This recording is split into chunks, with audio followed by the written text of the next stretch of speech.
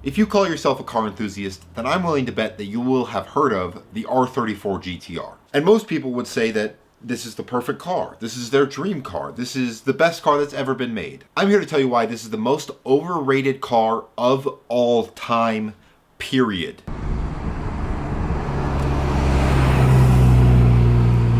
Now let's just get one thing straight before we jump into the meat and potatoes of the video. Saying the car is overrated does not mean it's a bad car. It does not mean that I do not like it. It does not mean that I don't think it's super cool and super iconic because of the Fast and the Furious. But when I say overrated, I mean way, way, way overrated. This is the car that JDM kids got a hold of after they were done mangling the Toyota Supra. But at least the Supra had the 2JZ, which is a genuinely incredible motor. Now, the R34 GTR from the factory was slower than the Toyota Supra. It had less horsepower than American cars of the time. And before I say this next one, I want you to know that this is not my opinion. This is the opinion of the people on the internet. There are a lot of people who have said this. I think they're crazy. A lot of people think the R34 GTR is straight up ugly, which is crazy. It had less interior luxury features than cars of the day. Now, although the R34 GTR did have the RB26, it did have all-wheel drive, and it was genuinely fast. It can be argued that Japan lied about its horsepower number to meet Japan's gentleman's agreement between all of the big manufacturers. But that's neither here nor there. It was still slower than the Supra. But we're not talking about when it came out. When it came out, was it worth buying it? Absolutely 100%. Today, is it worth buying an R34 GTR?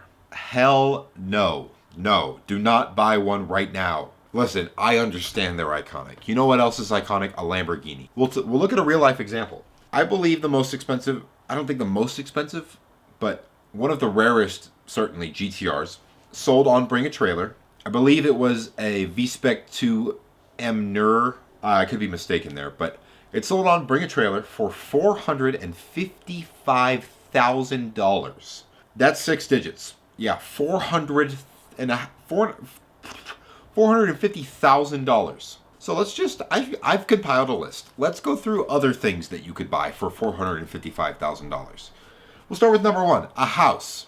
Now I'm hoping if you're in the position to buy one of these, you already have a house, but that one had to be stated. So we'll go specifically into cars. What could you get for $450,000? All of the cars that I'm about to mention cost less than $455,000. They're not close, they're less than.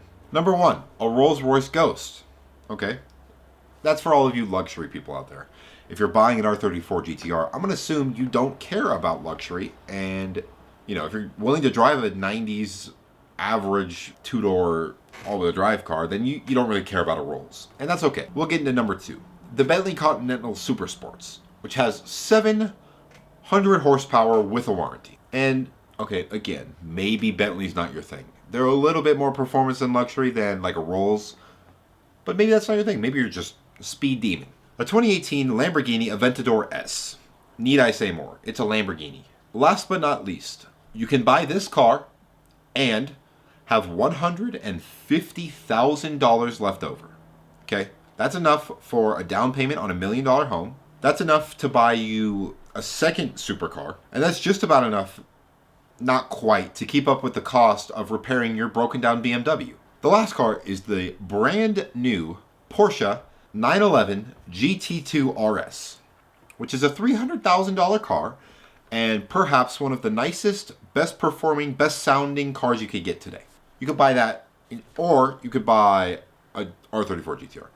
Now, I will preface and say most R34s are between, at least in the States, they're probably average about $100,000, which is still insane because you could still buy incredible supercars, buy Porsche, buy Audi, buy, old Lamborghini, old Ferrari. There's insane performance that you could get at $100,000. There's insane luxury that you can get at $100,000. You can buy a brand new Jeep Wagoneer. I actually don't know if that's true. I think it is. You can put a down payment on one, at least. Therefore, the R34 GTR is not the best looking, best sounding, best performing, most luxurious, or really the best anything for that amount of money. Now, if you get a killer deal on one, is it worth to buy it? They're cool. They're very cool. Outside of maybe the Supra and maybe, I would say like a Porsche 911, maybe other than that, nothing in the price range certainly, but like a Bugatti, one of the, if not the most recognizable cars to ever exist. People who don't even know about cars will go, oh my god, that's Paul Walker's car from the movie, right? And maybe that's what you're after. And maybe it's worth it in that scenario. But for everybody else, stop dreaming about an R34. Dream about a 911.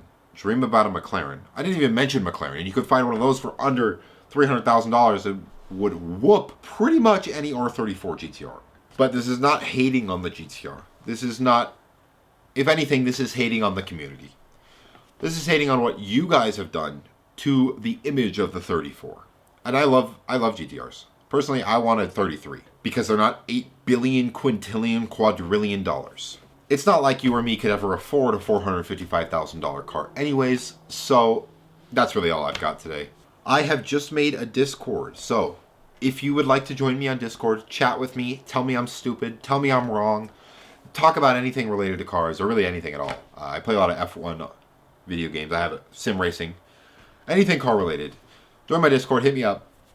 I will maybe do some live streams, maybe something like that. We'll get into it. If you want to learn a little bit more about a car you could afford, click this video right here about how Mitsubishi almost made a supercar and you can buy it for less than $10,000. Be sure to like and subscribe.